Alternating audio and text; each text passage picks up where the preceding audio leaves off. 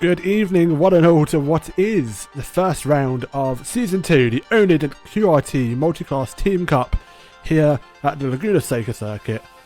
Good evening and welcome to your Sunday evening's worth of racing. Multiclass racing, team racing, what could possibly go wrong? We are just awaiting for the qualifying session to finish. You can see the cars just finishing up their laps in the practice session here in the background, but in the comms booth with me this evening, it is hello Tom. It's been a while, hasn't it? Yeah, it has been a while. We've had a week's break between the last round of the last series, and now, yeah, we're back again. Hopefully, we can get more of a consistent run between the two of us this season. And yeah, no, I'm really looking forward to this because we've got, I think it's such a great format with, obviously, instead of the normal 2 drivers to 1 car, we've got 2 drivers in 2 cars all in the same team. And I think that could create some really interesting, as we have a very sideways moment for one of the Ginettas, and they've ended up in the inside wall there. Oopsies. Get out of the way now and they'll be all right. Yeah. It's good to be back, and it is the first week of these guys racing in Season 2. We have got quite an interesting format this evening. We've got the qualifying for the GT4s and the GT3s. They'll go to track separately, we do believe, for the qualifying sessions. But 60-minute race tonight. But we do have some rounds this season with a 90-minute race. Yeah, those races being with Donington Park, which I believe is round 3, and then I think it's the final round at Misano. So, yeah, and then we've got 1, 2, 3, 4, 5, 6 60-minute races in this season as well. So, no, absolutely. As we see a couple of cars already just pulling off there. That was Noel Deutsch there.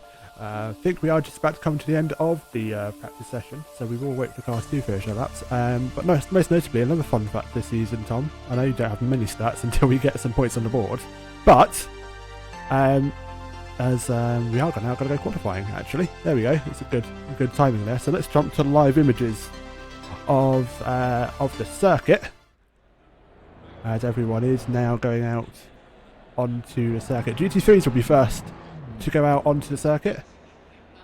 Faster car class going to go, I believe, for the first quarter of an hour of this 30-minute qualifying session, as everyone slowly makes their way to the circuit. yeah, you're right with that one. So 15 minutes separates the two sessions, with, as you can see, our GT3s coming out on circuit first. We've got Elmar Cube Bank coming out on circuit at the moment. He's 296 Ferrari, just coming out of the pit lane now. A bit of an interesting pit lane. It's quite easy to run a little bit wide and end up on that dust on the outside of the circuit. But yeah, we followed these guys around to the start of their lap. A lot of curb there taken by Kurbanov, and well, he's just hanging around his lap, but they're not hanging around. Some dirt kicked up by the Porsche running up ahead as well. So they're all pretty well. They're all very much pushing to get around to their first flying lap. They are indeed. They're not giving any room to each other either. That's very interesting to see. We'll keep an eye on it. But my fun fact before I was distracted about going to the qualifying session was that they are limited on tyre sets for this season. That is only across the whole session of practice, quali, and race, 5 tyre sets. So you're gonna have to choose pretty wisely in that sort, because if you if you have a bad qualifying or practice, or any means, you could go through a set of tyres, and then it creates that idea of, well, how many sets do you want to use over each session, and then do you want to be reusing some during the race? Yeah, absolutely. So they've got to bear that in mind. I'm sure they will. It might be just good tyre management, just try and stay on one set for this race. So for the qualifying, should I say. Ben 22 Racing, good evening, sir. 38 months is your resubscribed streak. Holy Jesus. Almost, that's 12... 3 years, 2 months. That's amazing. Oh, it's all coming in now. Nail Gun Stanley is now following. Thank you. I hope I haven't butchered that, but hey ho, we'll go with it. Okay, now you're spoiling us now. FNM Tyler, thank you so much for the follow. 3 follows on what is the first round of the season 2 oNiD and QRT Multi-Class Championship. We are going to quickly jump to Matt Holman because he'll be the first man to set a representative lap time in this GT3 class. He'll come to the line. Welcome new and all for words failing me. Welcome all new viewers and old. Should be a great Sunday season. I cannot agree more. Matt Holman, not setting the fastest lap. Might have been validated actually. The actual fastest lap has been set so far is by David Grains, FNM. Fear Nothing Moto. The what flag's that? I don't know what flag that is on the bottom right. Very interesting. Gonna have to research my flags and retake geography again. I think tonight. All I know about from geography is longshore drift, but nice to see an NSX out on circuit as well. I think this is obviously there'll be 2 of them in the team, but this is the only team using the NSX. But it's nice to see this car out again. We normally see it with Ray Sean Thompson in some of our other series, but nice to see some other competitors deciding to go for it as well, and it paying off for them as well. Currently being the top of the times with a 1 minute 21.970. Yeah, fantastic stuff. Yellow flag though, however, for the other S&M driver, Fear Nothing Moto, the American, Tyler McLeod, I think had a bit of an incident there. I think he gets away with it though. Does go back to the pit lane. 227 having a bit of an incident. Let's go to a replay Just see what happened for him for the other Fear Nothing Moto driver. I think may have just had a slight incident coming through that fast right hander, goes wide and unsettles the car and goes, oh hello barrier. That's damage and a quick return to the pit lane. Yeah, so he to do it there at turn 4. Just run that little bit too wide, and then either you spin the tyres up so you head towards the inside wall, or you do what he just did and get a bit uncomfortable on that curb and it flicks you off to the outside. But he has found himself with a sister car on circuit as well, so maybe that can help. Bit of slipstreaming there, dragging the cars along through the circuit. Do have a new lap time, however, pole position, local racing esports of Grigory Ivanov, should I say? I will say that right. Is on pole, 121.8. 1/10 away from the F&M Motorsports, David Grains, and his teammate currently in third. 2-3-4 for them in GT3 class. With about just under 10 minutes to go, people were finding their way around the circuit. Yeah, and it's nice to see some different drivers that we don't normally well, I haven't commentated on before, be at the top of the times. It's nice, creates these new dynamics, and it means we'll be able to see some new racing. But definitely FNM are having, well, a good session, because both the NSXs in the top 3 at the moment, so can't get any better than that. But there is still just about 9 minutes to go in this session. So we'll have to wait and see if the track or the drivers do get quicker as the session goes on. As we follow Matt High, he's currently in the 7th position and is 1 second, well, just over 1 second off of the pole position time. No, good luck from him there. So he'll try and improve on that. I'm sure he will. But for now, does stay put. I did just want to jump to him because it's a very unique livery, I must say. Friday's Motorsports. Good to see him back on the grid. Hopefully he will improve a bit further, maybe on this lap, about 0.2 of a second up. Right on the edge of the circuit there as he goes onto the Rahal straight now, up towards the corkscrew into the final sector of this lap, onto the brakes, and looks pretty tidy through there. Obviously he is a bit of an interesting corner, obviously the corkscrew. It feels like, I think as described before, it feels like you're on a roller coaster. But yeah, this is a very consistent lap for Matt Hyde. He now comes into the second to last corner, running it right to the edge of the circuit, and now only has to come into the final braking zone and floor it up this start finish straight as he will. So currently, as we said, 1 second 0.035 off of the pole time. Will he improve this lap? Yes, he does, but it's not by much. He's now 1.003 now off that pole time. Very good indeed. Does stay put. We'll jump to there's a new P2 time from Elmar Kurbanov in the Ferrari, the Lukoil Racing Esports, car number 8. His teammate, I do need to double check where he's gone to, but there is 2 of those cars, I'm sure of it. But he will come to line. He was improving very closely. They're currently 1-2, sorry. Oh, they are currently 1-2. What am I saying? Where's the other one? Oh, there he is. Oh, yes. That would help, wouldn't it? So, yeah, as I mentioned the NSXs earlier on having a good session. Now, it looks like the Lukoil Racing Esports Ferraris have really come into their own in this final bit of the session, and they're still pushing, as you can see, right on the edge of the corner there. Now going along to Rahal again, coming into the corkscrew braking zone. So showing Gregory Ivanov is really still just trying to put himself with a gap to the rest of the field. Currently has that pole position time by 0.273 from his teammates. So we'll have to wait and see if he can just edge that out over the remainder of this lap. Yeah, absolutely. That's the He is currently up on his time by 0.1 of a second. He will get to the line. It may be an improvement, a very marginal one. It is improves to 121.5. Finding time remains unchallenged so far.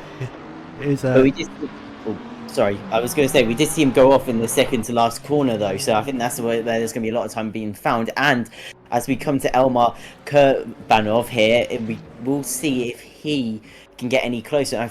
Maybe he possibly can. He didn't have the mistake his teammate did, so he comes across the line, but it's not good enough. Still 0.242 off, and as Formato in the FNM NSX is unable to get any closer. It does go up to 5th though.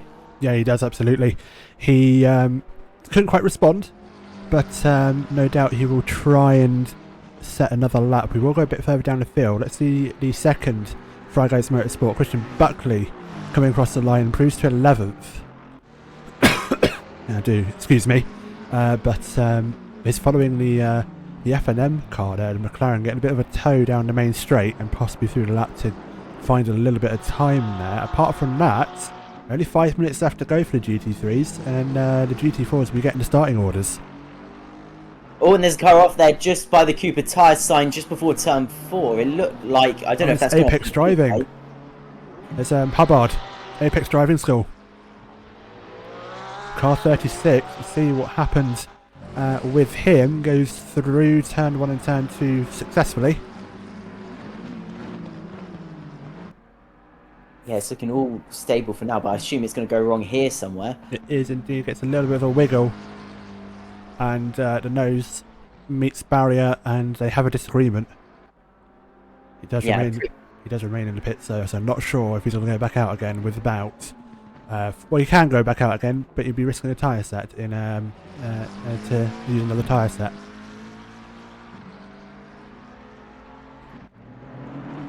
Right, let's have a look.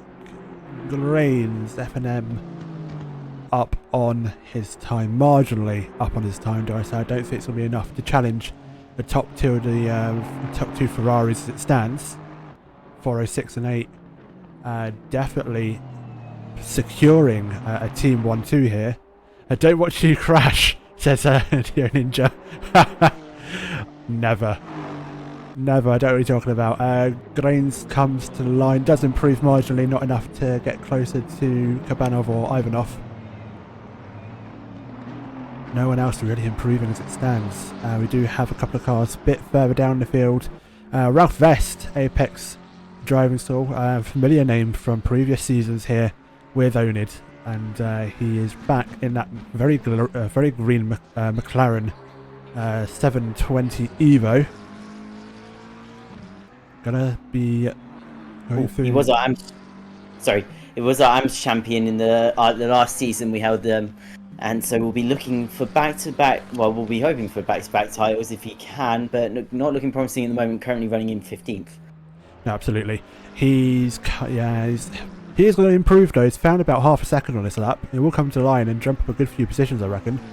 And he does up into the top 10 P9 actually. So a good lap there for the American, or what is one of many home circuits for him.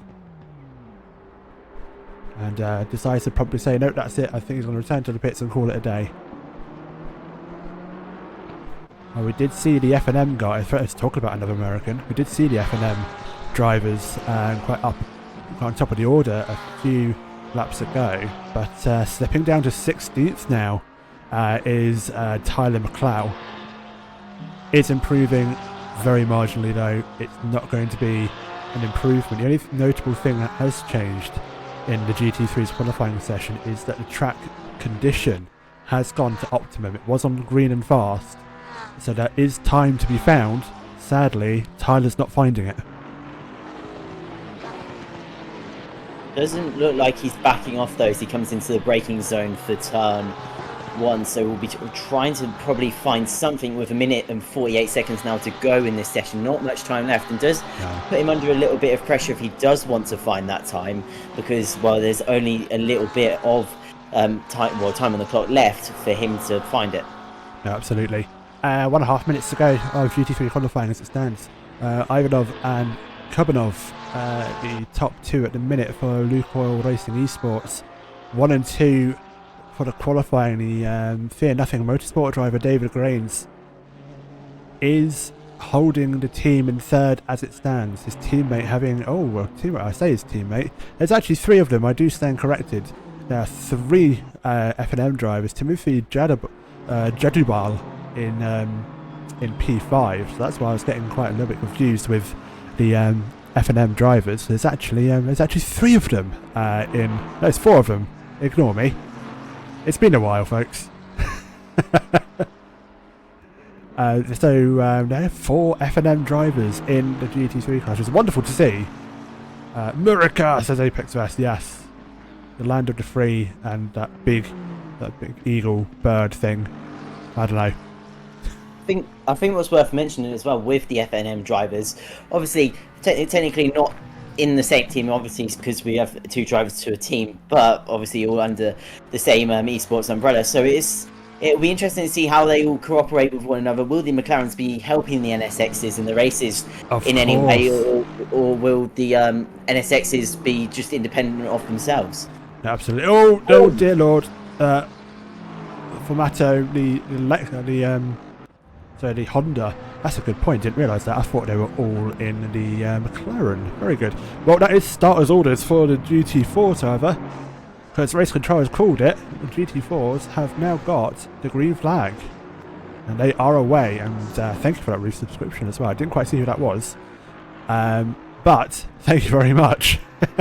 There's actually 6. There's 6 of them. Oh, wow. As GT4 class, perhaps?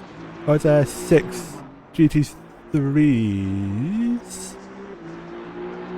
Well, that is mighty interesting. We will just await the GT3's 2 finisher laps. There are some drivers still on laps. Didn't see the checkered flag until...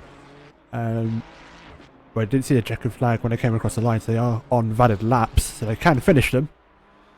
And then immediately return to the pit lane. 6 GT3s. Thank you, Apex. I will have to keep an eye out for them because I definitely can't count tonight. And I think Ivanov's abandoned it there, and I do believe the only other GT3 out on circuit is due to finish this lap. It's going to be a small improvement for John Lloyd in the BMW Fry Guys Motorsport. And he goes up to 12th. And that is GT3's done and dusted. Ivanov, pole, Kurbanov in second. It is a 1-2 for the Lukoil Racing Esports team in the 2 Ferraris. F1 Motorsport, Honda in third, so that's a good lap from a Honda. High in fourth, F&M in 5th and 6th, King 7th, Jonek 8th, Holman 9th, and the last F&M, no, there's the 4th F&M in 10th. The other 2 of them went down 17th and 18th. Now, our focus turns to the GT4s, and to lead them away on the first qualifying laps, it is Daniel Tomlinson.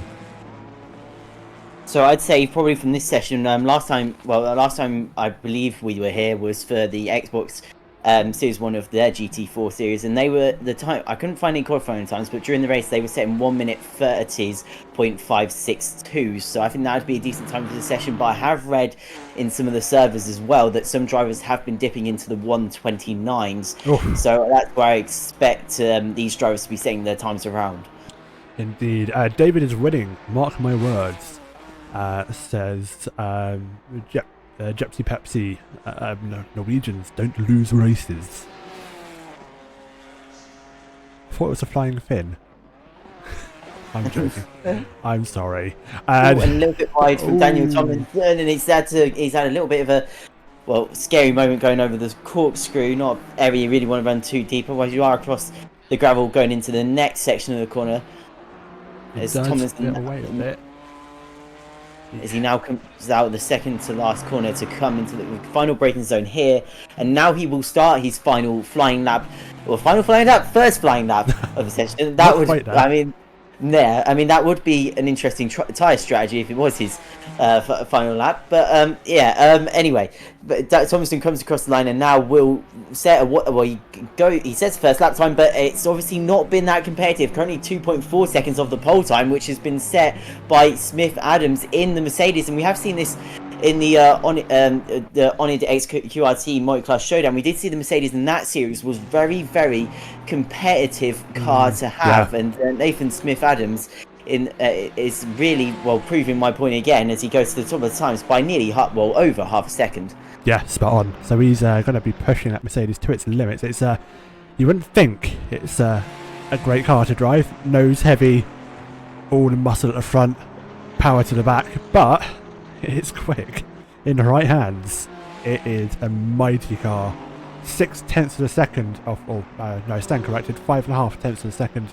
Around that is the gap between him and Hoffman's for second in the McLaren. Again, not the favoured GT4. Some people do find it a bit lively, but Tiger, they're making it work. And then in the multi-class showdown as well, our regular season champion for that was Alex Shahabi as well, and it shows how quick that Smith Adams has been going. He's currently 8 tenths quicker than Shahabi has done so far. We have Thiago Hoffmans now in the wall kissers. McLaren, as he now comes out of the final corner up towards the start finish line. Let's see, can he get any closer? Half a second to find, and he does. He now goes to 0.370, but still a decent margin. The 46 Mercedes has at the head of the field. That's mighty close. Will there be a stream for tomorrow's truck antics? Yes, yes, there will be. Be prepared for a mighty race. We did sadly miss the first round of the trucks. They will be back tomorrow. Actually, and I mentioned Alex Shahabi now has actually gone quicker up to second position. Now onto the front row with a 0.328 seconds off of the current pole position time, as currently following one of the oNiD Jeanets. I'm not sure, I can't see the number, so I'm not sure which driver that is. That is Tomlinson, I do believe. So we'll have to wait and see. Actually, it does look like I was going to say it was getting a nice run up the back straight there from the Jeanette, but now the Jeanette might be just holding the Mercedes up ever so slightly.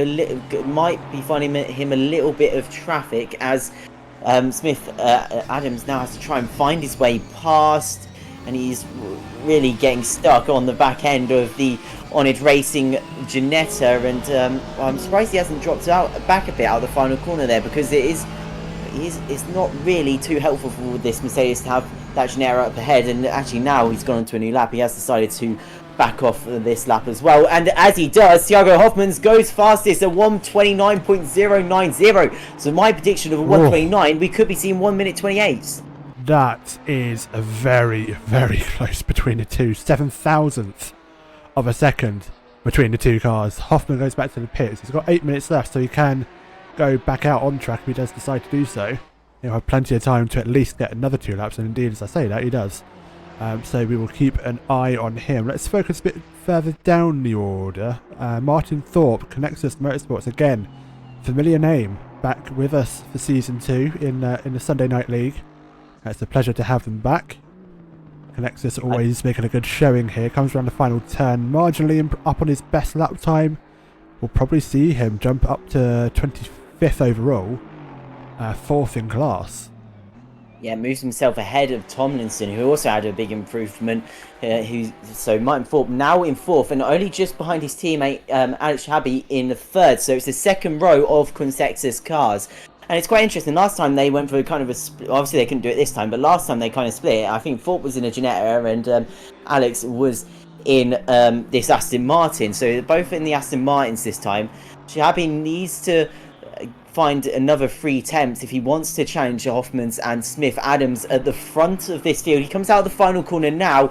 Looks like a decent run up towards the start finish line. We'll have to wait and see as he comes across the line. Now does he improve?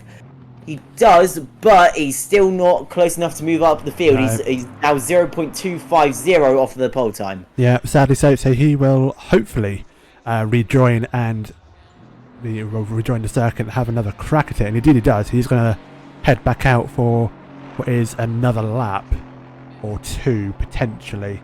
Might get another 2 laps in. Right, let's check in with Nathan Smith Adams, because he is going quicker than Hoffman's on this current lap. It's only a smidge of 7,000th between the two, and he's only up by 1/10. He's holding as it stands. He will go to the corkscrew now, which will be a bit of a rollercoaster ride in these cars. Low downforce, all mechanical grip, but manages to get it stopped in time to put the power down to go downhill. Don't know how many stories it is. There's a random fact of how many stories it is of a drop when it gets all the way down back to this final couple of corners.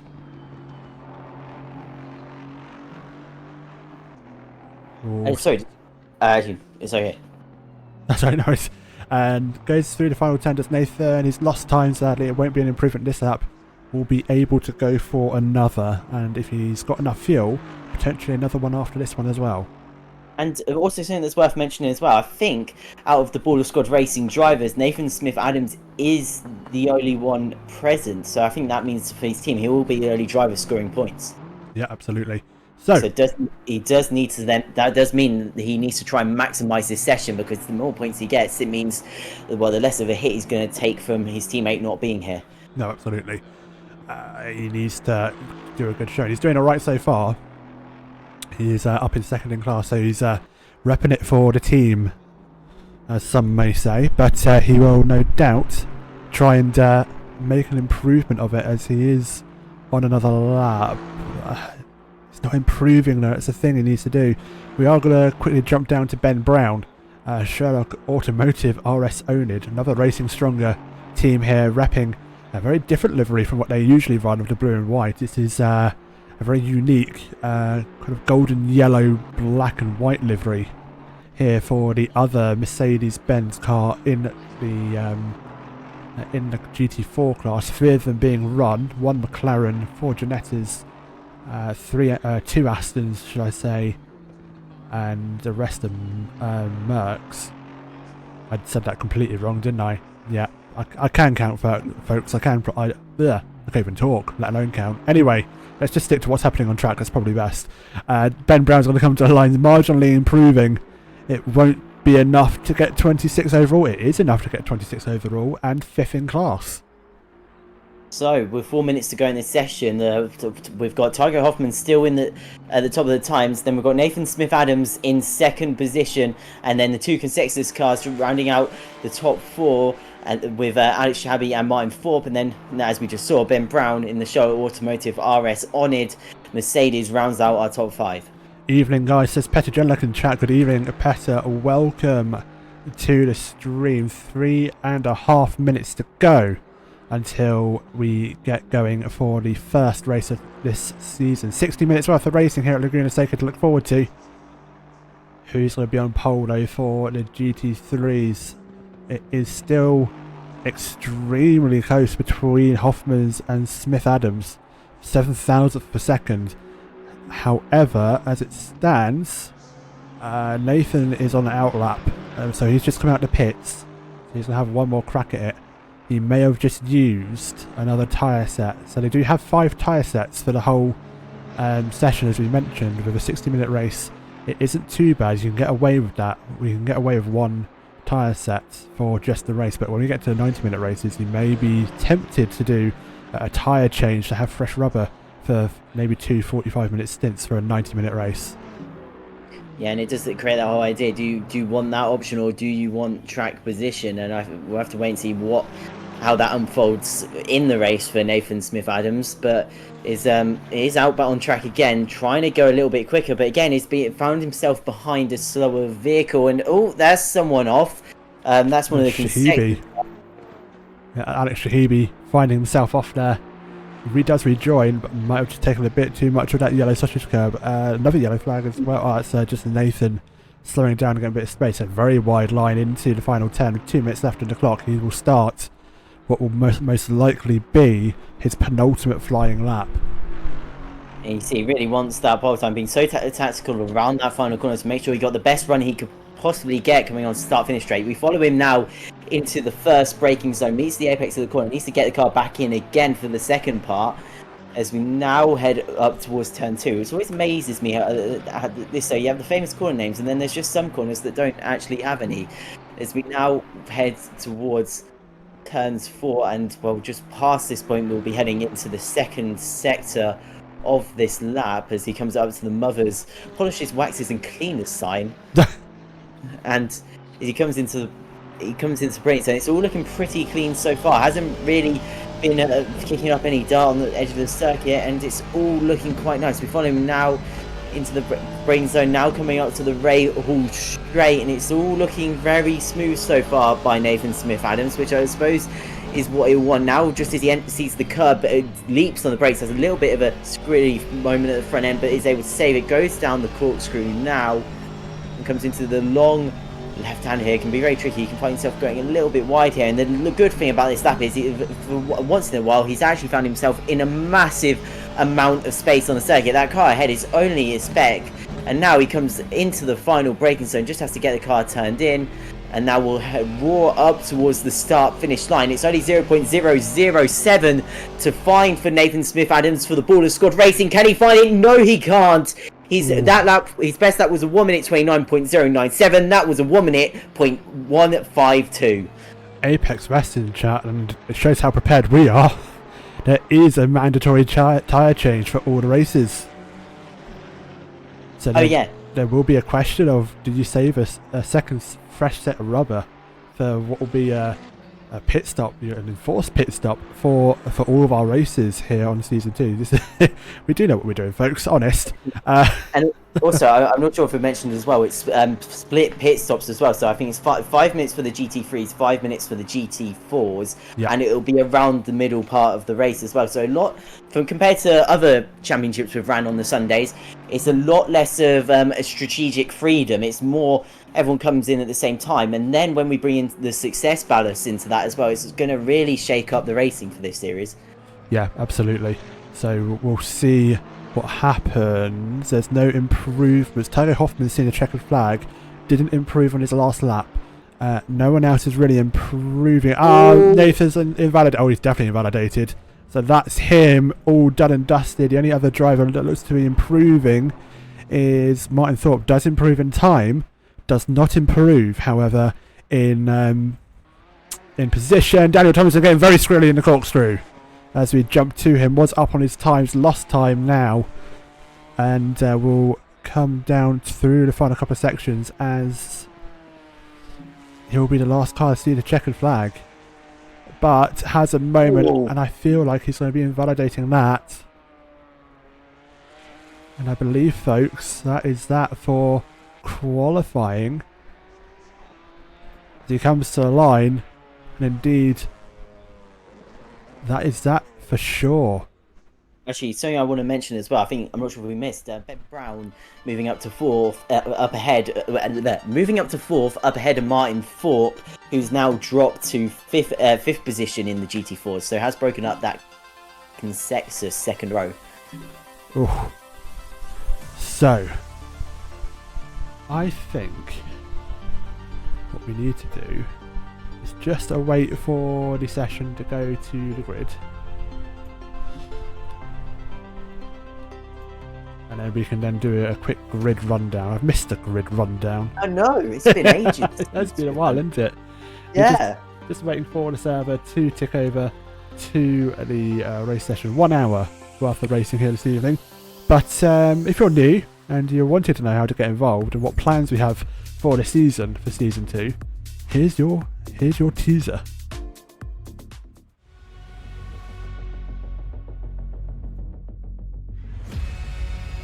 Hello to all of the oNiD community racing members.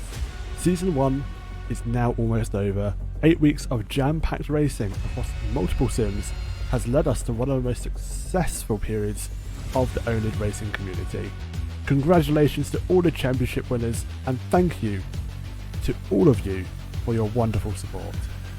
We are now very excited to announce oNiD Season 2 and a jam-packed schedule of racing to come over the next 8 weeks, starting on the 15th of July 2024. To kick off the week, Racing Stronger takes their place on Mondays with their Racing Stronger Championship. A big change for Assetto Corsa on a Monday night as we see trucks take the place of Mazdas for yet another one-make championship. On Tuesdays, AMS2 returns with the British Clubman Cup racing from Genetic Cup cars and Clio Cup cars. Assetto Corsa returns to oNiD community racing on a Wednesday night, bringing you the Formula Estonia Championship. The SimHound Amateur Series retains its Thursday night slot, bringing you fantastically close racing geared for those who are new to sim racing and the oNiD community. Friday night sees the return of the Friday Night Racing League, one make racing on Assetto Corsa Competizione, rotating each week No 2 weeks will be the same. One make championship with a range of cars lasting throughout Season 2. Our Sunday night racing league for Season 2 will be the oNiD Multiclass Team Cup. Multiclass racing based on teams of drivers. Watch out for team tactics, team orders, and fantastic multiclass racing with GT3 and GT4 classes. Our one-off events for Season 2 takes us to Barcelona in ACC for the 12 Hours of Barcelona, and to the streets of Long Beach for the AC F3 Grand Prix. oNiD Season 2, starting on the 15th of July, 8 weeks worth of racing across multiple platforms and simulators. Be sure to get yourself signed up before spaces are taken. See you on the track.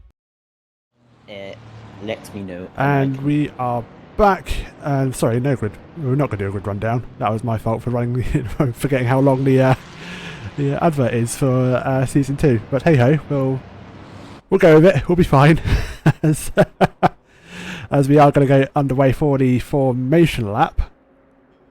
And well, what a session that was for Lukoil Racing Esports. The both of us look at the front row, and this is a circuit, even though we're in America, not Italy, is steeped in history for Ferrari themselves. The circuit opened on November 9th, 1957. Gosh, I'm having a major breakdown today with my words. And the first race was won by a Ferrari 500 TR, driven by Peter Lovely. So it is a car that does actually have its own history at this circuit. It does indeed. So I love the facts. Thank you. I'm missing the facts. Yeah. You're welcome. But yeah, we're going to see now if these guys can add a little bit more history to this circuit in the form of oNiD Sim Racing here with the Lukoil guys now just coming up to the corkscrew. And actually, the interesting thing is, do you really want to be on the front row with your teammate? Because who's going to lead into turn 1 here, guys? We've got to think about that because they're both racing drivers. I'm pretty sure they'll both want to actually be leading through turn 1, so it's going to be interesting to see how they play it. If they actually decided they'll multi 21, they've decided they want to stick in position, or if they both go fighting around this first corner. Obviously the advantage of running in the same positions as they qualified around turn 1 is the fact maybe they can block off some of the FNM and Fry Guy cars on the second row of the grid. So yeah. This is going to be really strategically interesting turn 1 to see what they decide to do. Yeah, absolutely. As we are going to get down to the start finish, they are now in side-by-side order. See what happens. As round 1 is going to go, there's a car in the pits actually. That is Luke Sherlock. Obviously not clicking driving time on the start grid, as everyone is now going to go away. We have green flag for round 1 here at Laguna Seca, the oNiD QRT Multiclass Team Championship, and Gregory leads them down to turn 1. However, P2 is all to play for, as David Grains from FNM manages to get up into second position. For now, gets that position out and ahead of Karabanov.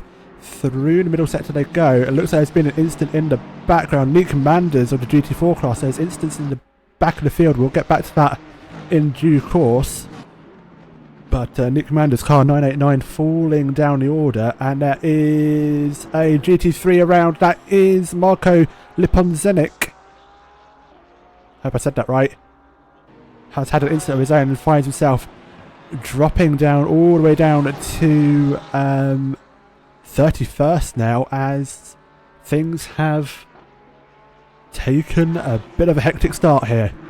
Yeah, and there's still more cars going off in front of us. For G4, there goes one. That's a BMW M4. That's one of the Fry Guys cars. That's John Lloyd has gone off on the back straight, heading up towards the corkscrew. And he's having some issues getting it back on the straight, getting a little bit stuck in the gravel, zigzagging his way out of the gravel. And it's been a bit of a struggle for the first lap. Anyway, we come to Timothy Jabubal here in the FNM McLaren. He's currently trying to hunt down 4th position, high in the Fry Guys 87 Aston Martin. And I feel sorry for High at the moment, because he is in a bit of an FNM sandwich. Not a nice sandwich to be in. He'll hopefully try and get back that second position that he lost on the start. David Grains getting the jump.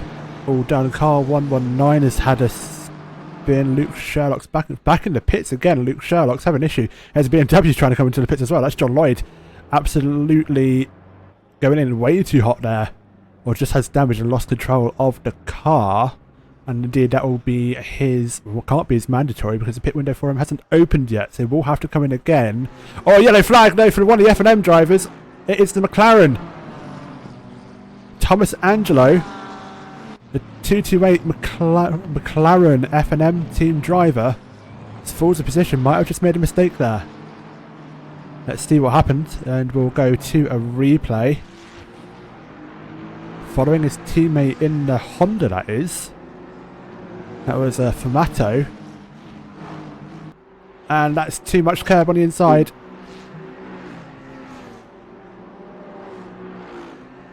I mean, it could have been worse though. A little brief detour across the gravel. Still finds himself running in 9th position as Buckley behind in the Fry Guys 86 Aston Martin. So, well, he's gone from near one Fry Guys car to another. 72 seems to have had a penalty as we now come around to turn 3, heading up towards turn 4. Just at least after that incident, has found himself in a little bit of free air, has Thomas Angel. So it does, Angelo, I mean, it does have that space to kind of push on without feeling too much pressure from the car behind. Anyway, oh, that's Kurbanov. Kurbanov off at turn 2. What's going on there?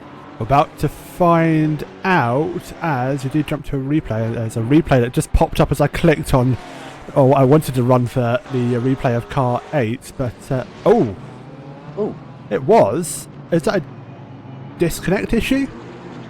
Yeah, it looked a little quite buggy there. His car really, well, it did like a full 90-degree turn on the spot, which would be helpful if it weren't to do that and then stop for quite a while. But anyway, has unfortunately gone back to the pit lane, and that's another incident. That's Terrell Hubbard there in the Apex Driving School 36 McLaren. Has found his way back to the circuit, but has dropped quite far down this order. So he'll be wanting to get back up through the order in due course, but for now is struggling.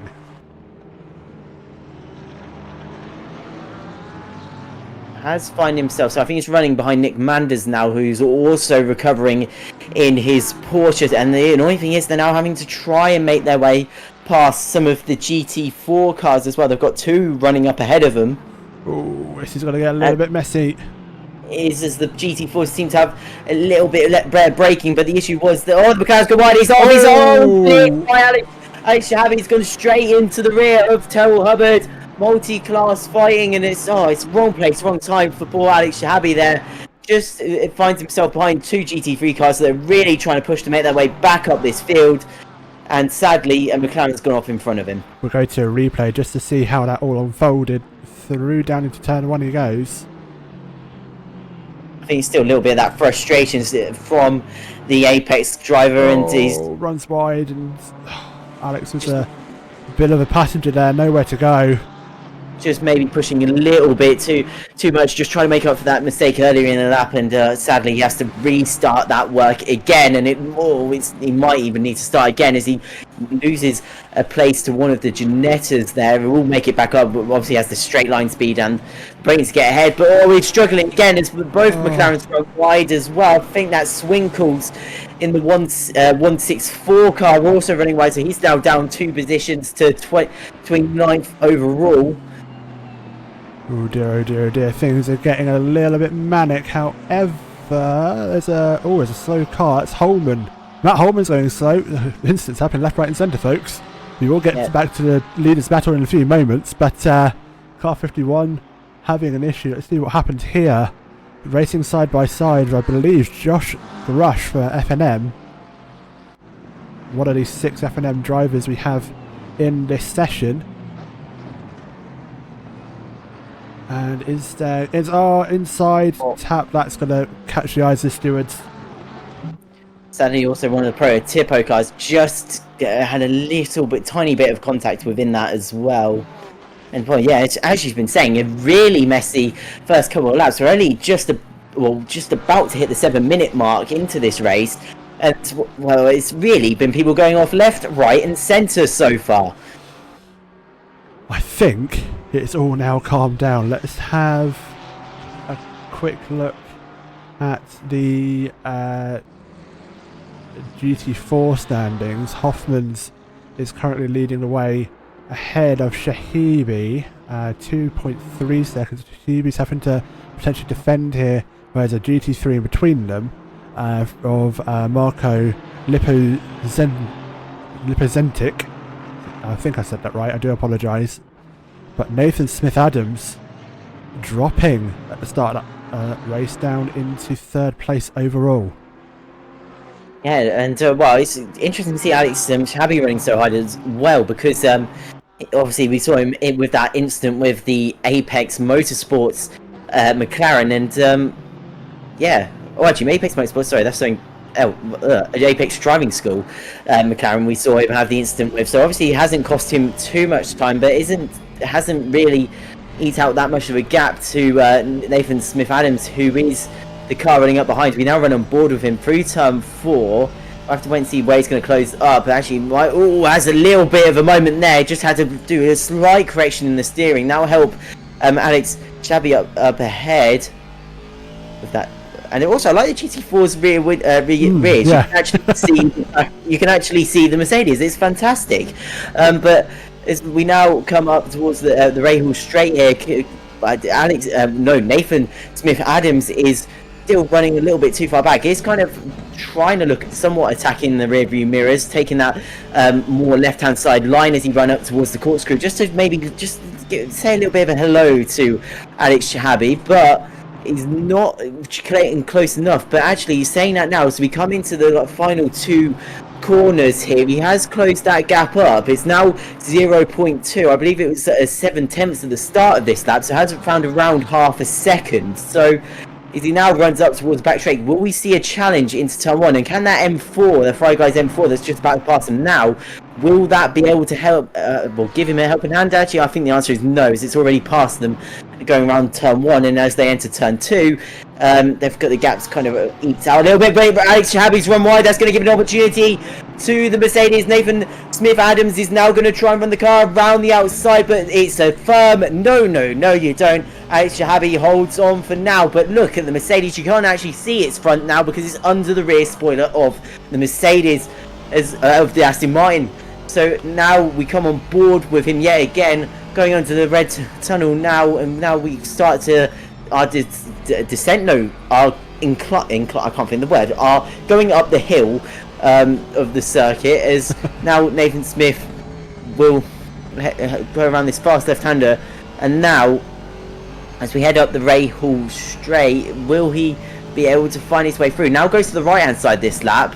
So he's really looking each way, trying to think where he can get past the Aston Martin up ahead, the Consexus car. And well, he's not able to do it so far, but it has taken a little bit of an alt line through there. You can see that tighter line he's taken has closed him right up again to the Consexus car of Alex Shahabi. And again, this could be an opportunity coming into the final corner. Looks to the outside, then switches back to the inside. Can he get it done? And Nathan Smith-Adams is up the inside. He's side by side with Alex Shahabi, and I think this is going to run on towards turn 2 here.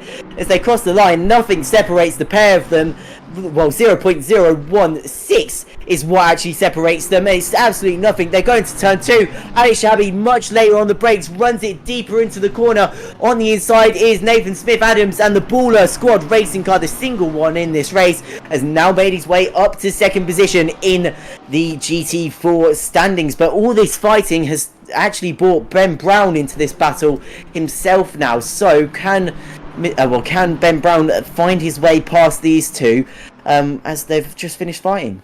Indeed. Penalties coming in from race control, car 228, 15 seconds for avoidable contact.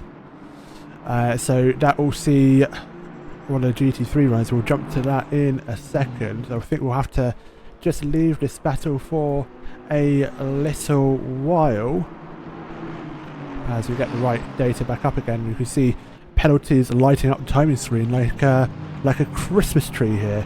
So 228's got a penalty. There's some more penalties incoming as well from race control. We're just waiting for that to be announced on our screens as to reasoning as to why that is. We will keep you updated as and when they come in.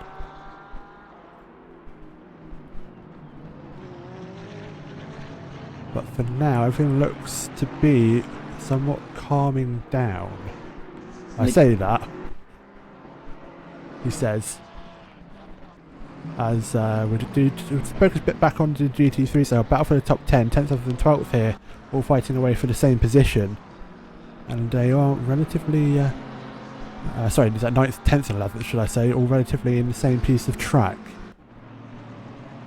And I love this livery. I've seen them do that. I think last time we did the oNiD multi-class showdown, or when they both ran in the same series before, Oliver Knowles and Oliver Knowles and Noel Deutsch, when we saw them running in the same series, they did their split livery, but this time they've changed it up a little bit, running kind of little flashes of green on the red side and a little flash of red on the greens. Or actually, no, it's actually not. It's just a little flash of light green on each side, and I do like that. It reminds me a little bit of Ben 10. I don't know why that's come to my head, but there we go. Anyway, we come back to the battle for 9th position. The only issue is for Oliver Knowles in the prototypo car at the moment does have that 15-second penalty looming. It's still early in this race, so plenty of time for him to get that gap out, but it's not looking like he has the outright pace on the cars ahead to actually be able to get that out if he does get past. Indeed. We are seeing some more penalties come in. As I said, 111, the penalty is for avoidable contact from what we've just seen from the race control. So that will be implemented at a pit stop. It's Ollie Knowles, as we were briefly just talking about his race. Well, we were talking about his teammate actually, weren't we, in the other prototypo, the Fry Guys Motorsport, should I say, in the BMW, having quite a torrid race. Seeing himself out into the barrier quite early on. But a battle here is a GT4 in a way for these guys. Buckley and Formato F&M, the Honda F&M, fighting away for 7th and 6th. And a little bit of a mistake there from Formato, runs it a little bit too wide on the exit there and kicks up some dirt. This has presented a little bit of an opportunity, but as you can see, just about, there was a very massive correction there for Christian Buckley coming out of turn 3. So that's kind of even the two of them out a little bit. But I think, as Aidan just mentioned, that GT4 Ginetta running up ahead of the pair of them actually is helping Christian Buckley here. They've found that Ginetta in a part of the circuit which is going to help him, and again this could present itself an opportunity into the corkscrew as we head up the straight now. That's Alex, I think that's Alex Shabi from the front contact, and so now as he heads past, he's going to look to the inside, I think, of the corkscrew as they come into camera. Oh! That was nowhere in the FNN car. This car's off anyway. Alex Shabi off of the circuit. That was third in the GT4 4 class. If that is Shabi, goes off to the left hand side of the circuit. That was Thomas Angel. That might just coming in out of nowhere from the corkscrew. Didn't see him coming at all. Must have got mixed up with a GT4 car, I presume. And well, let's see what happened here. You're following the battle up ahead. He comes down to the braking zone and just misses his braking point completely. Oh, dearie me. And there's GT3 cars all over the corkscrew. And it's been a messy start for the GT3s, and that really is not good for 2 of the 6 FNM cars running within this race. And well, they're actually now running lower down the order, and already has a 15-second penalty. Did Thomas Angelo as well? So that's FNM now running in the lower to just outside the top 10, and well. What looked like could be a good day isn't going great. They still do have 1, 2, 3, 4 cars running within the top 10. Oh, that's another incident as well. Alex Shahabi's been caught again, I think. Well, at least one of the consecutive cars. I just saw it at the last second. And, oh, dearie me. It's Martin Thorpe. Martin Thorpe's in, oh dear, and so it might have been Martin Thorpe originally, as that car also has front end damage and is running around the Ginetta. So I think it might have been Martin Thorpe who was originally involved. But yeah, Martin Thorpe is not going to be the biggest fan of FNM after this session, but he is soldiering on. It hasn't fallen to the back of his field. Still got three GT4s running behind him in class. So, and it isn't too, and actually even after that little bit of contact, isn't running too far behind Alex Parkin, who's just up the road. And I think Johnny Ashley isn't too far ahead of these guys either. No, absolutely. So he will no doubt try and get back a couple of positions here. He is not that far away from Parkin up ahead of him. That Janetta is a GT3 storming down the inside. He'll have to make way, and just bear in mind that he'll have to give him the space. However, behind, Swinkles in the McLaren also wanted to get a bit of the action as well. Yeah, Swinkles also one recovering. We saw him run his car a little bit too deep into the corkscrew earlier in this race. And actually, probably worth mentioning as well, we're probably not too far away now from the pit window. I'd say probably it's scheduled. I think it's scheduled around middle of the race. So I'd say maybe in the next 12 minutes we'd see it open. So yeah.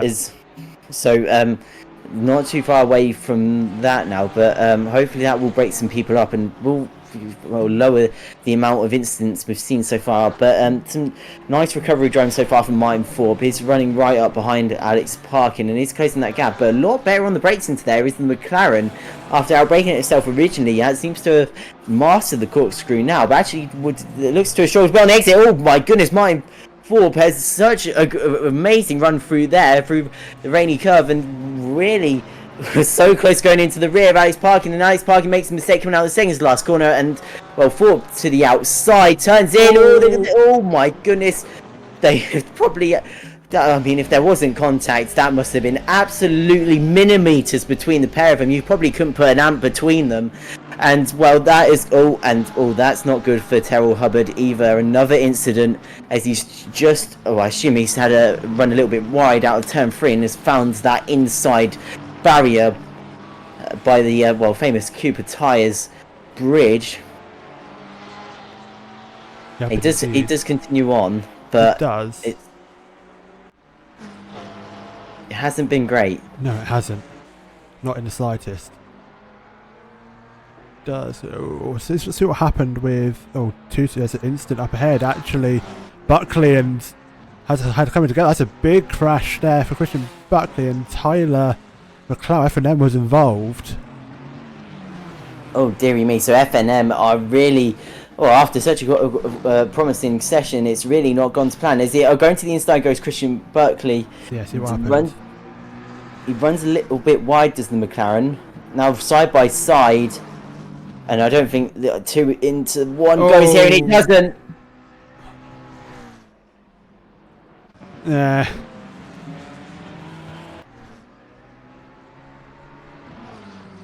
Meh. So now FNM down to, well, actually I can't see the top of the top of the screen, but I think they're down to should be down to 3 within the top 10 of the top 10 of this race. So it hasn't been a fun one for them so far after what was a really promising qualifying session. I think they briefly had the NSXs at the top of the class, and it just really hasn't come together in the race. No, it hasn't, not at all. So they will try and get back at it at some point. But struggle his car off ahead of him as well. That's a bit of dust from someone ahead. Don't quite know who that was. Oh, it was a teammate, I do believe. So I think it's why is he a lap down at this point? There's a car ahead of him. Is that car? It's a red car. Is it Grush running up ahead of him in the other McLaren? Potentially, might be. I think it could be. He's currently running 13th, so it could. I assume it's him. As actually, he's just. I think has also just received the penalty as well. And I think that's Christian Buckley off again into just before the final corner. It's all getting a little bit of. It's not been one of the cleaner races today. We have seen a few drivers off, and well, I suppose the good thing is about if you are going to make a mistake in this round, it does mean if you're a driver who does believes to have a little bit of pace, it does mean you do avoid some of that success ballast going into the next round. First place will get in the next race will get 20 seconds added on to their pit stop time. So, we're saying that maybe having a poor race one isn't exactly the end of the world. It does mean you do get kind of that second shot going into going into the next round. But they're all racing drivers. They probably will not. They don't want a bad race. They probably want to be winning. And sadly, for a lot of people today, it is really not going that way. No, exactly. It is a mixed bag for everyone as it stands, and yeah, we've had some horrible instances, but everything now looks to be a little bit spread out. We'll go back up the order a little bit actually, because we'll go up to 8th and 7th, because there's a battle for the Proto Tipo Racing Oliver Knowles, Ralph Vest Apex Racing, both of them having a little battle of their own here. With that Van Ooselen in the background, it is.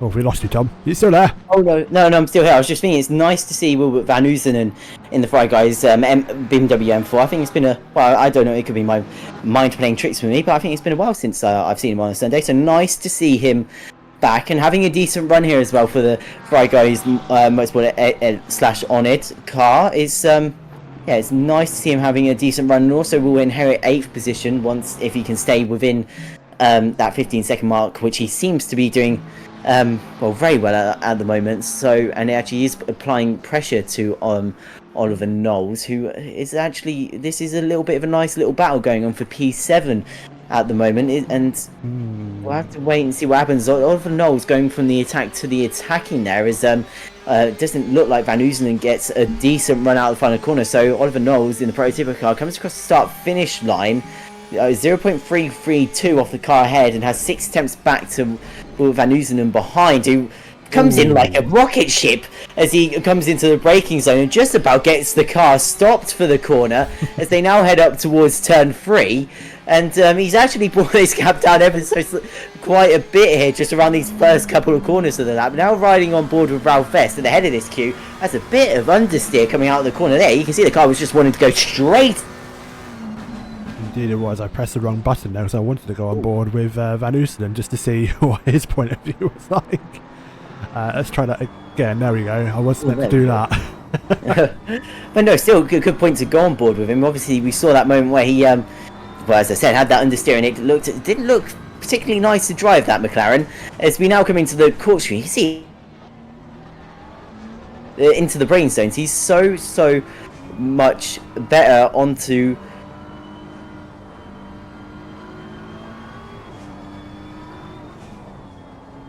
As we might be losing Tom ever so slightly as pit window is now open, and someone has really dived to the pits. Oliver Knowles, a very damaged Oliver Knowles on the front of the car. Pit window is open for the first 5 minutes. First 5 minutes will be for the GT3 class, and the second 5 minutes will be for the GT4s. So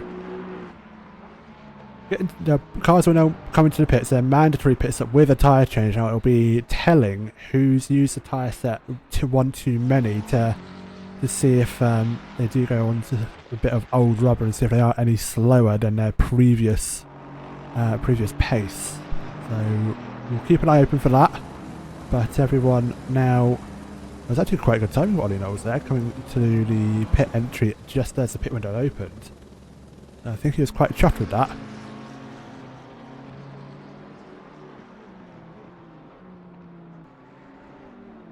And have we lost a certain time? It's a car going off at Ralph Vest! Yeah, he's just had an issue there coming out of turn 6 on the Rahal straight, and he's done what we've seen drivers do in the practice session. And yep, absolutely, as Ralph does rejoin and does lose positions because of it.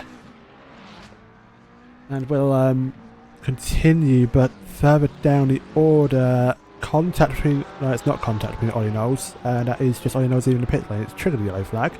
It wasn't the yellow flag. That's very annoying. How dare my timing screen tell me he's had a crash and he hasn't. Oliver Knowles does rejoin in 13th, however, completing his first mandatory pit stop. Now, Matt High... Well, there's a lot of people in the pits up further up the order. Grains, High, Holman and McLeod all in the pits and taking their pit stops, dropping down the order as they do so. And they exit back up into... What's David doing? David's 6th. 6th, 7th, 8th and 9th respectively by the looks of it. So they all get away with it. Now the leader, however, is now just coming to the pits as well. Grigory Ivanov. Well, he's been having a great session. I think I read before they all came in for their pit stops, he was around 8 seconds in the lead of this race. We'll obviously lose that lead now as Timothy Jabul here comes around the final corner and will now take the net lead of this race as he still has a pit stop to serve. Has around 2 minutes to serve it, so we'll have to pit on this next lap, so will only be a brief lead, but it's sure to be nice while it lasts. Yep, absolutely. As he will take the lead, but it won't be the lead. For Timothy, we'll have to do his pit stop and relinquish it. But it's a bit of a nice feeling to say you've been in a race lead, even though it might have been just because everyone else is rounded is pitted.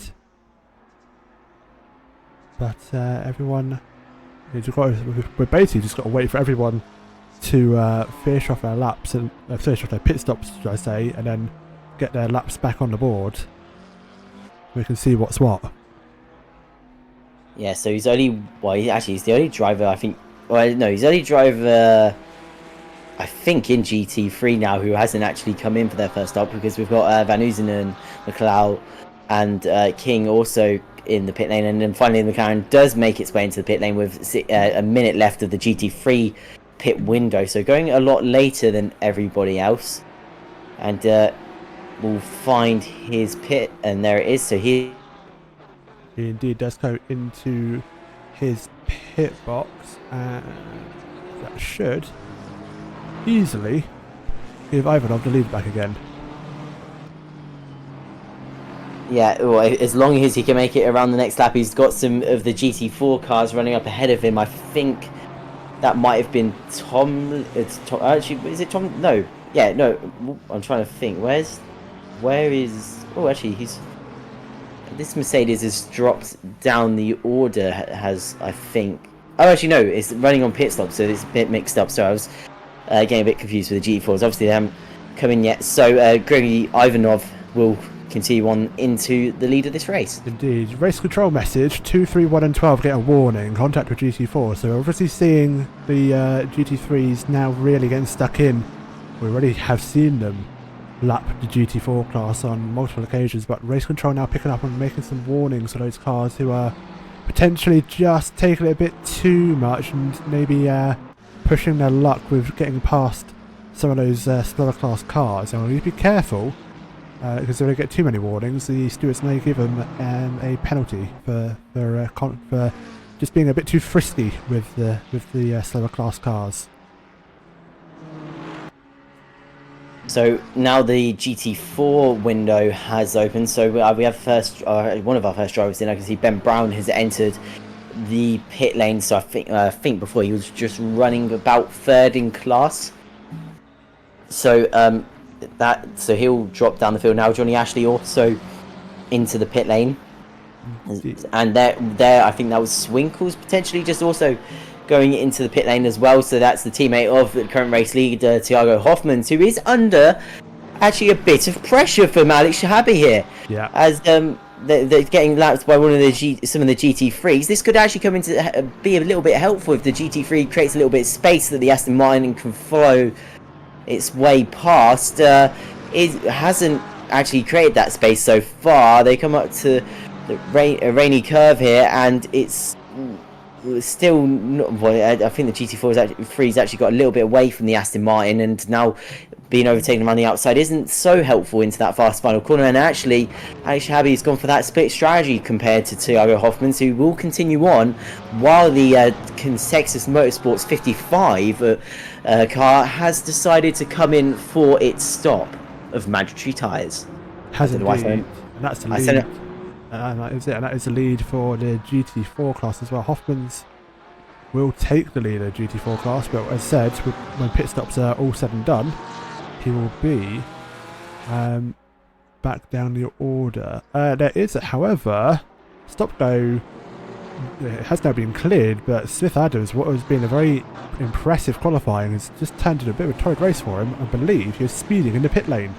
Got a stop-go 30 for doing so, and he has taken it and returns now back down in 29th overall, but it is, I believe, 9th in class.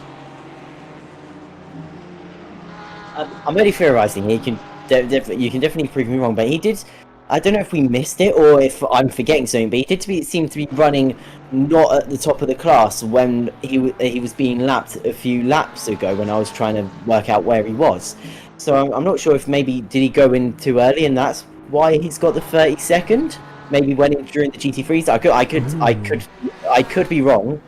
But he just seemed, I don't remember him having an off, and he seemed out of position during the GT3 pit window when some cars weren't lapping themselves. So, is he actually coming twice? It's only me theorising. I could definitely be wrong. No, I think there's so much action happening on the circuit with penalties and whatnot. We think we might have just lost track a little bit.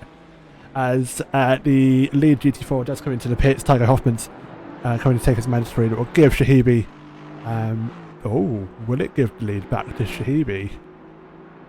Well, he was running just behind Thiago Hoffmann's before this window. Buckley and now as he comes, and that's one of the FNM cars being rather opportunistic and flying up the inside of Alex Shahabi there, and while he's not, that's probably not what he wanted there. He probably would have liked a bit of a cleaner lap there, and that is going to cost him a little bit of time. The question is, where is Thiago Hoffmann's in the pit lane as we speak?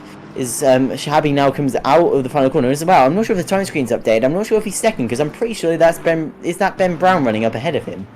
It isn't, but we'll look at this gap though.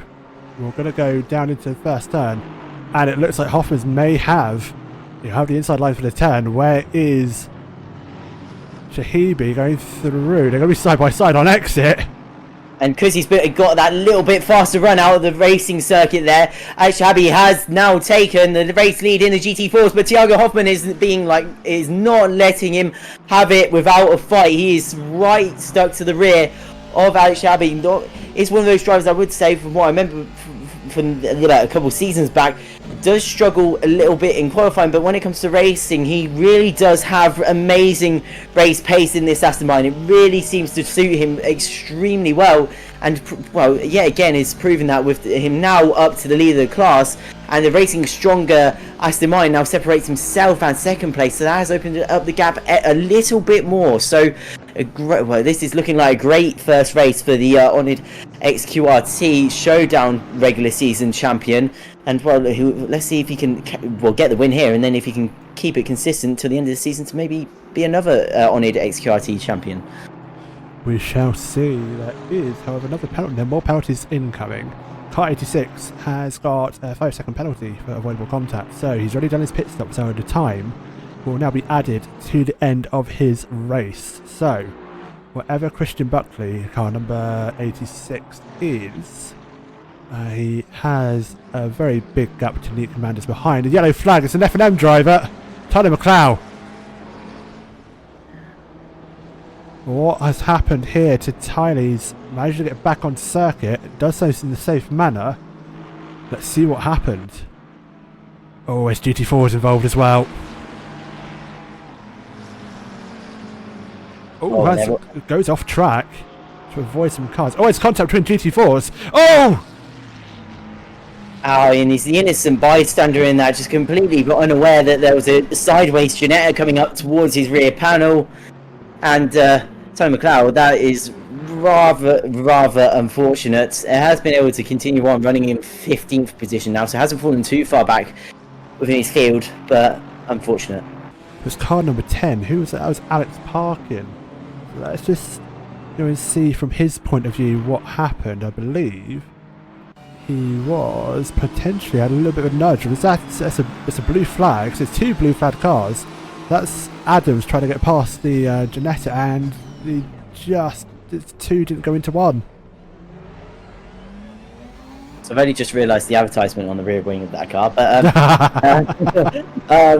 but yeah, just unfortunate for everyone involved. And after, well, he needed to maximise points in this race, did Smith Adams, and sadly, he's looking like he's not going to be able to do that within the GT4 standings after what has gone on. No, absolutely. As he is, he's back running, but he's trying. Oh, his contact with another Janetta GT4. That's Parkin. Oh, and good job by Parkin. Great awareness to put the brakes on and make sure he didn't pull out in front of another FNM McLaren. That could have been quite nasty if he had just pulled out into the circuit there. But good awareness. But yeah, rather unfortunate for Alex Parkin, involved in an incident in the space of only a couple of laps. No, absolutely. He is going to try and get going again, but it's knocked him down the order ever so slightly. There's a battle, however, for 16th and 15th, side by side, Christian Buckley and McLeod. And Tyler falling foul of potentially some damage from previous contacts here, and loses a position to Buckley of the Fry Guys Motorsport Aston Martin. Up ahead of him, I do believe, that is one of his teammates actually, but a lap up on him. A very damaged teammate, let's say.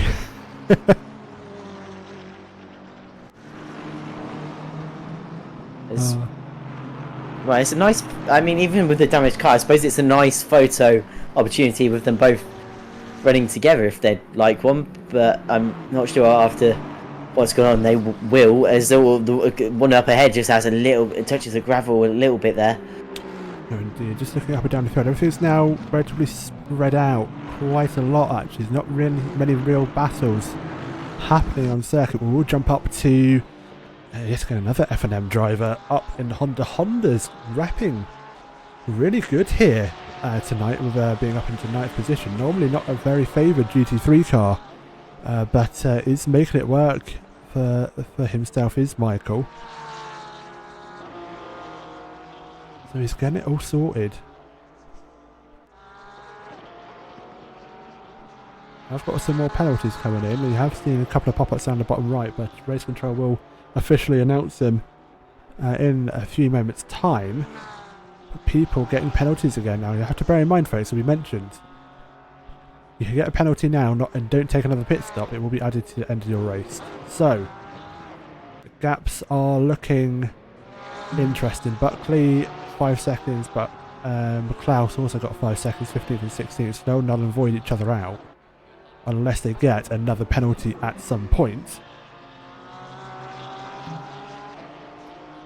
Doesn't look like anything else. Oh, Van Oosten in 6th got a penalty, 4:20.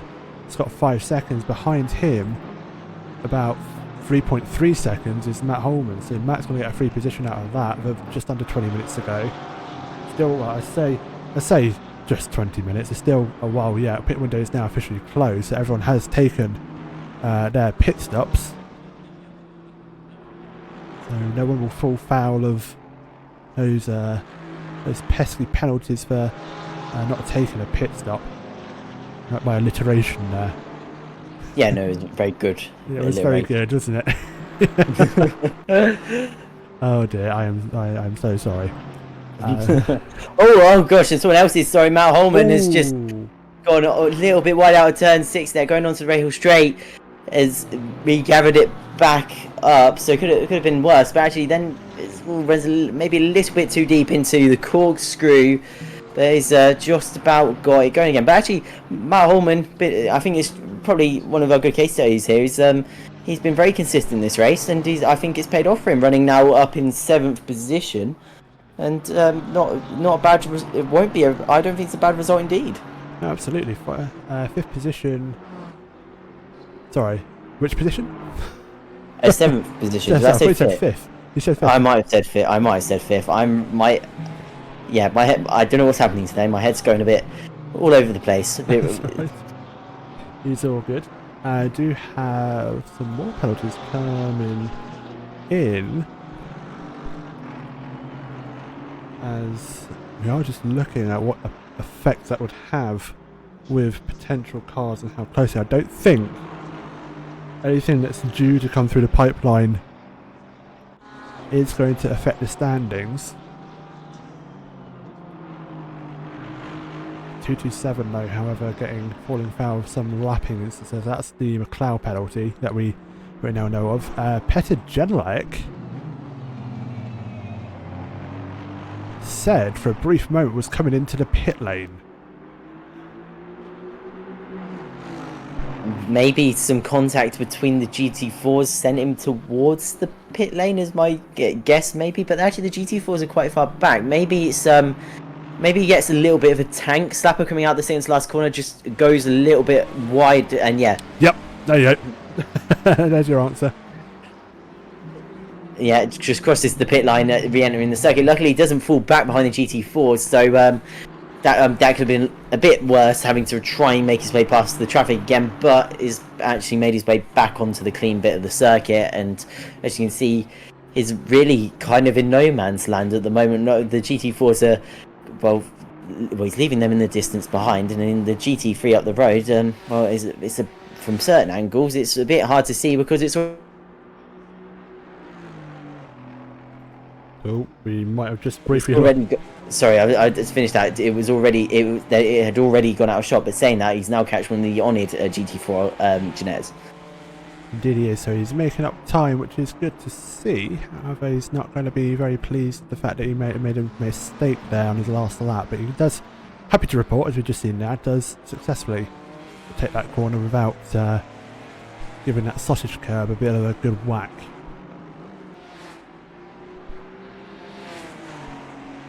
Nothing else is really happening, which is a little bit annoying for us, but everything has now calmed down somewhat. Let's head to Christian Buckley and Ralph Vest, because they're getting mighty close again.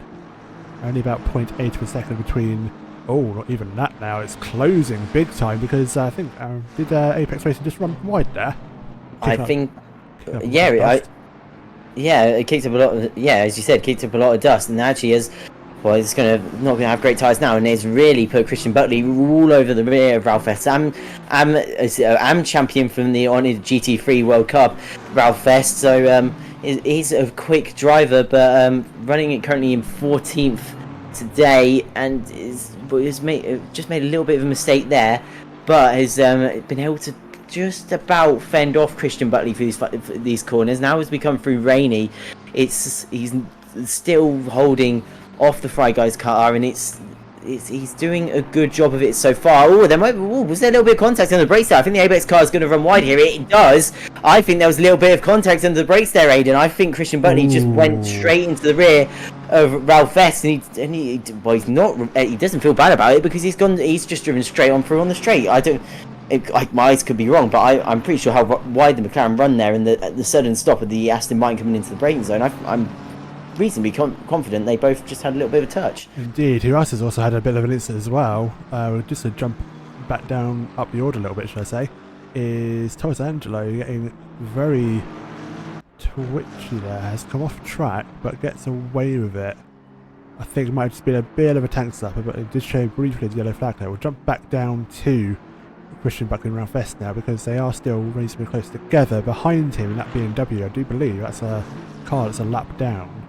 Or is that a car that is lapping Ralph Vest? Trying to work it out myself. There it is. It's John Lloyd who's a lap down to the cars ahead. So he cannot lap himself. He has to do so in a safe manner. But there is no rules on stopping lapped cars unlapping if they have the pace and can safely make the move work. Yeah, and, the issue is, he's kind of struggling to do that at the moment. He's trying to find his way through, but it seems that Ralphest is got a pretty wide McLaren at the moment, and he's still struggling. He hasn't got a great run out of the final corner, so he's not going to have the opportunity he'd really like into turn 2 here. He actually, we've seen the BMW is quite good on its brakes, as it's shown there for us now. But it just doesn't seem to have the grunt out the corners. Maybe some of the other cars do, and they both run wide there. Both of them kicking up the sand of the circuit, and and that's, oh my goodness gracious me, Christian was no, yeah, no, wait, I'm getting confused now. Yeah, Christian Buckley having a bit of a rallycross moment there, going onto the sand. It looked like we're watching a rallycross race there. Completely opposite lock on there to try and make sure he had kept the Aston Martin on the circuit. But even with that moment, Ralph Best hasn't really closed up too much to him. They're both gonna run up behind this lapped Mercedes now as they make their way on through. Indeed it is. Penalties are still coming in, folks. This is gonna potentially change the finishing order. We'll try and keep up to date with what's happening with where people are, but I don't think there is a 5-second penalty for Van Oosten. Holman up in 7th will get a position if he remains 3 seconds behind, well, within 5 seconds of car 420. But apart from that, this is very strangely spread out.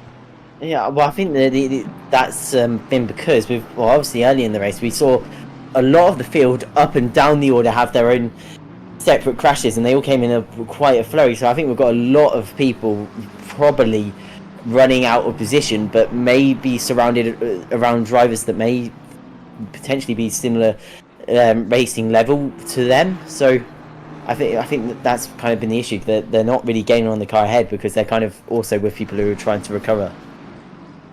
Yeah, absolutely. Car 46 there getting a 10-second penalty. We do wonder what that was for. I think it was it did pop up on the bottom right of your screen. I'm sure we'll get a reason very shortly, and indeed we do. Thank you very much, Race Control.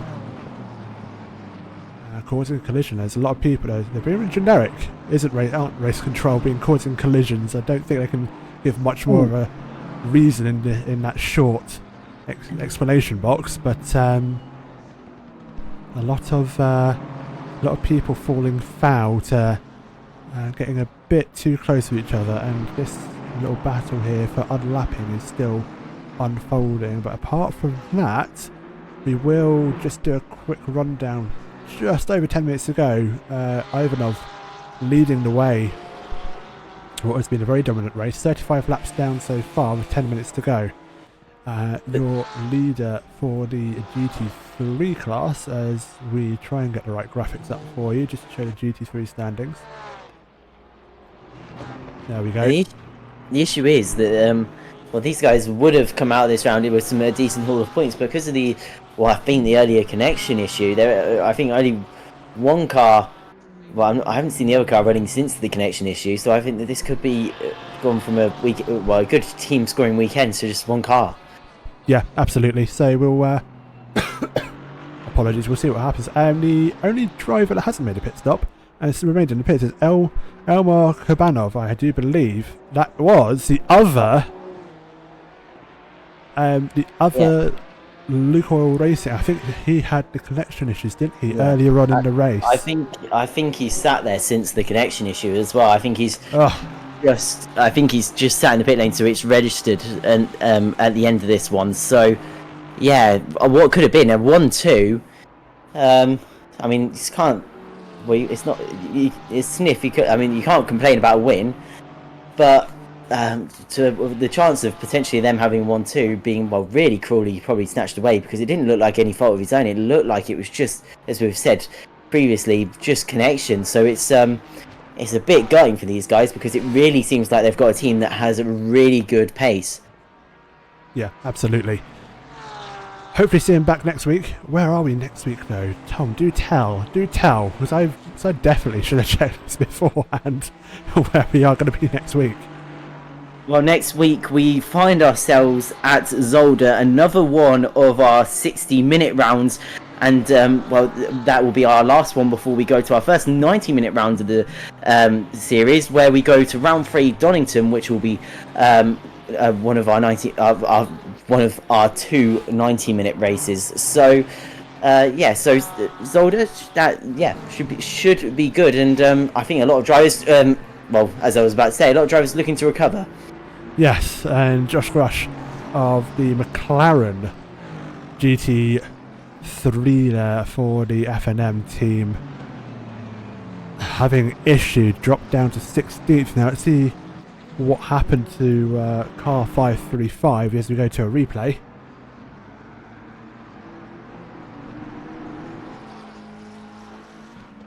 Have a feeling it's too much touch curb yet. That is. That could have been a way worse. Great driving from everyone around him to be aware that, well, that was going to happen. And, well, Christian Buckley, one of the drivers there, just probably was probably a little bit frightened when he saw McLaren doing that across the circuit. But luckily, right place, right time, wasn't any closer to be involved in that accident, and still runs in 13th position. Anyway, we come to Smith Adams, and he's finding himself in a fight with Johnny Ashley. This is for position, but Nathan is carrying a penalty as yellow flag for Tyler McLeod, yellow flag. Josh Grush gets past him. We will jump back down to that GT4 battle in a brief moment. That was a potential another instant there for Tyler. We'll come back to it. We'll give you a replay, but we'll continue watching this battle here for what is 6th and 5th overall in the GT4 class, 26th and 25th overall in the standings. Some last minute battles are brewing.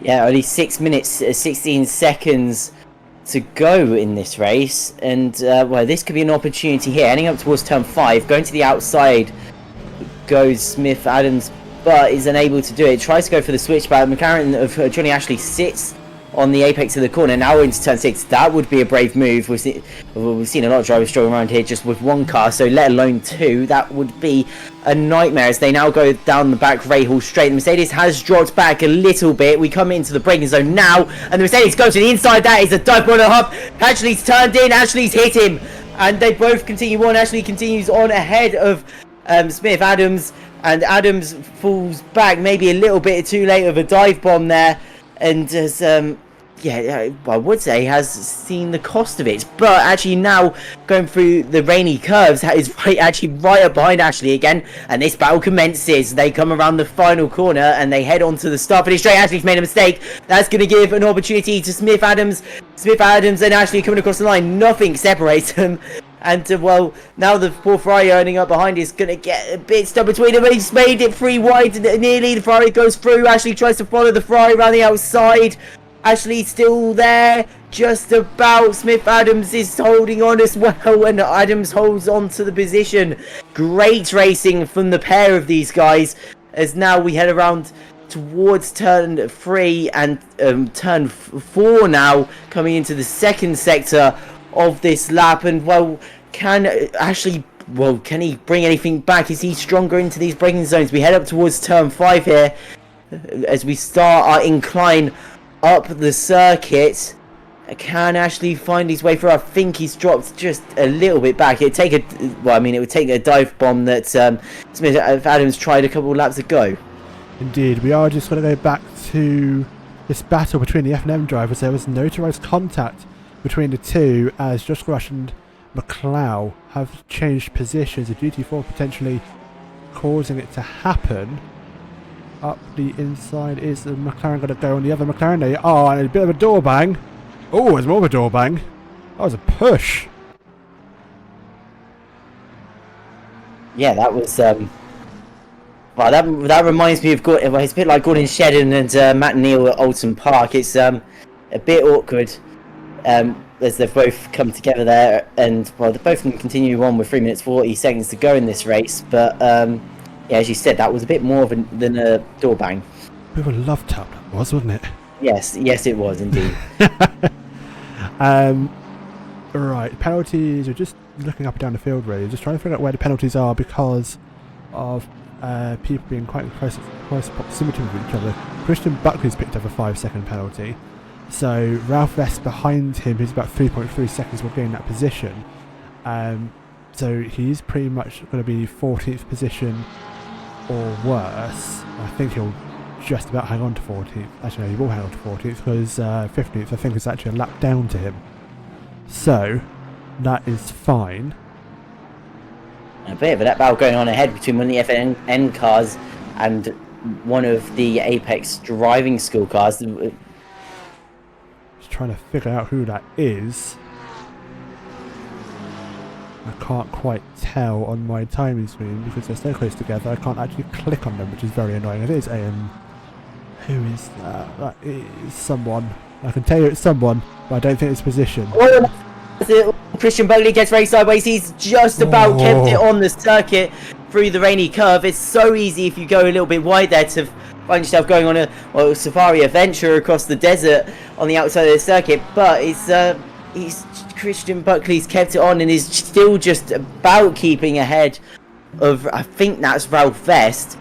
And Vest he's getting close. He's tucked in behind the Aston Martin, but again, I don't think he's close enough to really attempt anything into turn 2. Double apex, and he takes that tyre line, but Christian Buckley's just about recovered, but also has that penalty to serve. Another penalty incoming for 227. McLeod's going to get 20 seconds for causing a collision.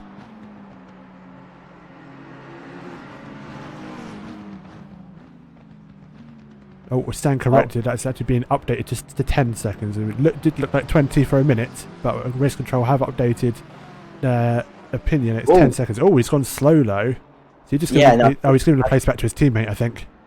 Yeah, I think a bit of team orders coming into play there, and no point in holding him up as well if he does have that penalty that's just been added on. So yeah, has just been applied by the looks of it. And indeed will be stuck on him until it'll be 25 seconds. So behind him is Nick Manders, but Nick Manders is 21 seconds behind and closing, so he'll lose 17th. He'll lose 16th, should I say, and drop to 17th, should I say. Leader, however, is now on the final lap. There's been an entertaining first hour of this season. Zolder, I'm sure, will provide even more fireworks, tight twisty circuits, very little opportunity to overtake, sometimes only being one line through corners where you can really go side by side, maybe a couple of opportunities. Multi-class racing, interesting there at best, but racing just in general won't be one to miss. For now though, 2 more corners for Grigory Ivanov to take. Got a bit of traffic up ahead of him, it's not going to matter. 17.5 seconds ahead of P2 of the David Grains in F&M Motorsports. Checkered flag race winner for round 1 in the GT3 class is Ivanov. Congratulations to him. 17 seconds down the road, it will be David Grains to take the race win there. Where is Alex Shahibi leading the race? He's down just starting a lap, so it'll be a while before he sees checkered flag. But Tygo Hoffmans has seen a checkered flag and will finish second. Ben Brown in third for GT4. David Grains has just seen a checkered flag. Matt High in Fryguys Motorsport. Third place for Matt. Fryguys Racing with oNiD Racing. Good finish for him there. Terrell Hubbard having an issue getting to the line. He's down in 20th. He'll see the checkered flag in due course. Fourth position, however, just up ahead of him, being a lap up from the Apex Racing driver, is Timothy Jadubal in F&M Racing McLaren. Fear Nothing Motorsport taking second and fourth. Genlec fifth. Van Oosenen, Fryguys Motorsports in sixth position. Holmensy seventh. Eighth all the way down to 20th in GT3. We've seen the checkered flag, but we will follow Shahibi for what will be a race win plus 1 lap on his competitors. Fantastic result for him. He comes to the checkered flag to take the race win for the GT4 class here, round 1 at Laguna Seca. And that, folks, is that. Well, yeah, that was a very, very exciting round 1. Indeed it was, as we do await for the session to fully come to a stop. And, results will shortly be uploaded to SimGrid. Oh, wow. Season 2's kicked off with an amazing first round. 60 minutes worth of racing, mandatory pit stop for a tyre change. I don't think it could get any better. Yeah, no, that was fantastic. Apex Vest in chat. So many left turns, my left wrist is on fire. Well, go and put it out. That's not good. No, not it. No, please do that. Please, for God. But yeah, wow, that was just action left, right, and centre. Live stewarding coming into play as well. So some penalties have been applied post race. I do believe the finishing positions for some of those drivers will change come the end of the race. So what we initially reported, potentially not as quite as accurate as we first would have thought. But yeah, just I'm flabbergasted. Apex Vest in chat again. Send ice. We'll send it. Yeah, Amazon next day delivery. It's on its way. We'll send ice, a bit of arrivals water. Yes. Tom, it's good to be back. Oh, you might have just lost Tom there very briefly, as we do await everything to finish. Folks, it has been a pleasure. In case we have just lost Tom, I think we have sadly just very briefly lost him. We will say thank you very much for your support. It has been a pleasure to bring you round 1 of the oNiD and QRT Multiclass Team Cup for oNiD Season 2. We are back live tomorrow with myself and Dominic Barut, my favourite American. I hope the other admins in the chat won't hear that. But we'll be back tomorrow with Assetto Corsa here on oNiD Twitch with the Assetto Corsa Truck Championship. Same time, same place. We will hopefully see you there. Take care. Tom, are you back? Any last thoughts? Yeah, no, that was fantastic. Maybe a little bit too instant film, but obviously we have the success bars coming in next race with the added times and the pit stops, so that'll be another new thing. And yeah, what a great start to the season, and we'll have to see where it goes from here. And yeah, we'll see. I'll see you next time. See you next time, folks. Take care. Back live tomorrow for AC Truck Racing. Same time, same place. Take care till then.